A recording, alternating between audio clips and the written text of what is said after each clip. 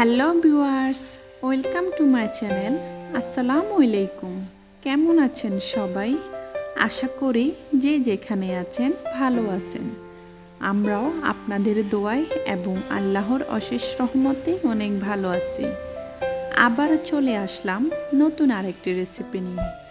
আজকে আমি বানিয়ে দেখাবো কেক ডেকোরেশনের জন্য কিভাবে আপনারা ময়দা দিয়ে ক্রিম বানাবেন। আশা করি আমার আজকের এই রেসিপি আপনাদের কাছে ভালো লাগবে। যদি ভালো লেগে থাকে সবাই আমার চ্যানেলটির সাথে থাকবেন। আমার চ্যানেলটিকে লাইক, কমেন্ট, শেয়ার এবং সাবস্ক্রাইব করবেন। আর পাশে থাকা ছোট্ট নোটিফিকেশনের বেল আইকনটি ক্লিক করে দিবেন। এতে করে আমার কোনো নতুন ভিডিও ছাড়ার সাথে সাথে নোটিফিকেশন আপনাদের মাঝে চলে যাবে। চলুন শুরু করা যাক আমার আজকের রেসিপি। কেকের ক্রিমের জন্য একটি বাটিতে আমি normal half cup full cream milk নিলাম। এখন এখানে আমি দিয়ে দিব হাফ কাপ সুগার। আমি এই ক্রিম বানানোর জন্য কোনো আইসিং সুগার ইউজ করব না, আমি এখানে নর্মাল সুগার নিলাম। এখন আমি একটা হ্যান্ড উইস্কের সাহায্যে সুগারের সাথে মিল্ক ভালোভাবে মিশিয়ে নেব। আমি মিল্কের সাথে সুগার ভালোভাবে মিশিয়ে নিলাম। এখন আমি এখানে দিয়ে দিব আজকে আমাদের এই রেসিপির মূল যে উপকরণ। আমি এখানে দিয়ে দিলাম এখন 2.5 টেবিল চামচ ময়দা। এখন আমি আবারও হ্যান্ড উইস্কের সাহায্যে ময়দার সাথে মিল্ক আর চিনি ভালোভাবে মিশিয়ে নেব।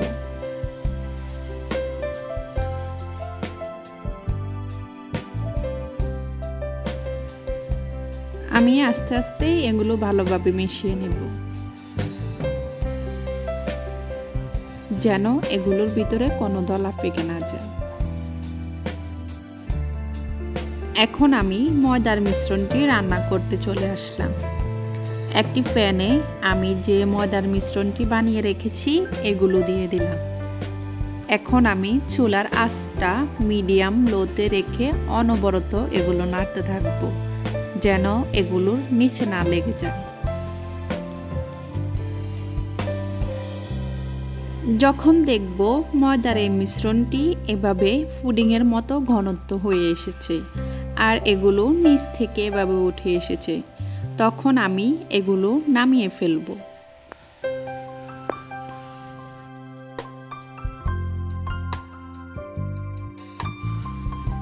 আমি ময়দার মিশ্রণটি একটি বাটিতে নিয়ে নিলাম।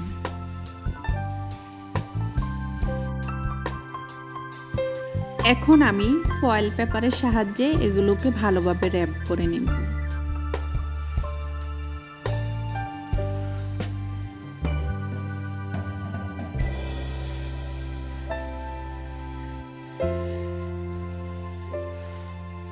আমি ফয়েল পেপারগুলো এভাবে চেপে ময়দার মিশ্রণের সাথে লাগিয়ে নেব, যেন এগুলোর উপরে সর না পড়ে যায়।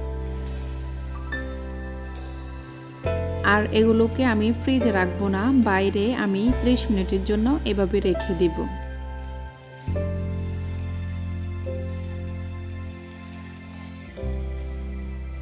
ফিরে আসলাম আমি 30 মিনিট পর। এখন আমি একটি বাটিতে হাফ কাপ রুম টেম্পারেচারে থাকা বাটার নিলাম। এখন আমি এগুলোকে একটা ইলেকট্রিক বিটারের সাহায্যে কিছুক্ষণ বিট করে নেব।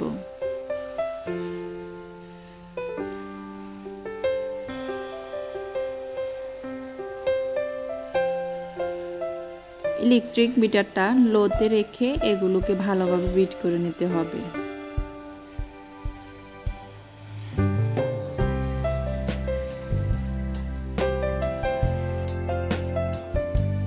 কিছুক্ষণ বিট করার পর যখন দেখবেন বাটারগুলো এরকম ফ্লাপি হয়ে এসেছে, তখন এখানে আমি আগে থেকে যে ময়দার মিশ্রণটি বানিয়ে রেখেছি ওইখান থেকে আস্তে আস্তে দিতে থাকবো আর বিট করতে থাকবো।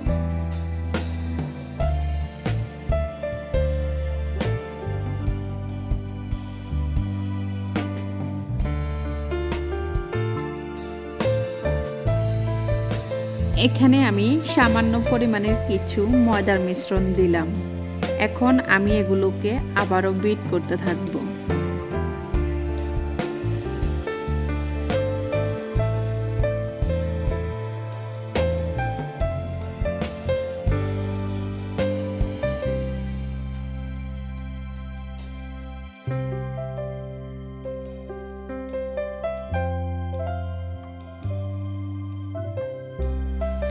এভাবে আমি আস্তে আস্তে ময়দার মিশ্রণ দিব আর বিট করে নেব।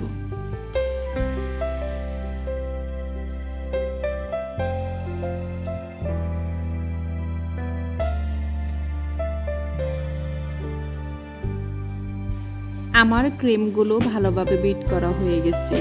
এখন এখানে যদি কেউ কোনো ফুড কালার অথবা এসেন্স ব্যবহার করতে চান তাহলে দিতে পারেন।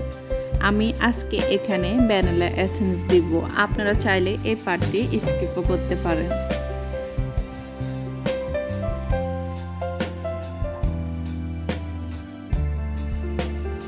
আমি এখানে সামান্য পরিমাণে একটু ভ্যানিলা এসেন্স দিলাম।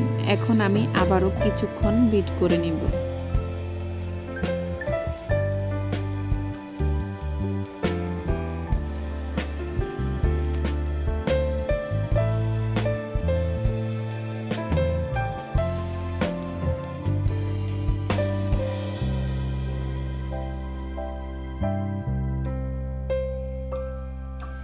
আমার ক্রিমগুলো ভালোভাবে বিট করা হয়ে গেছে।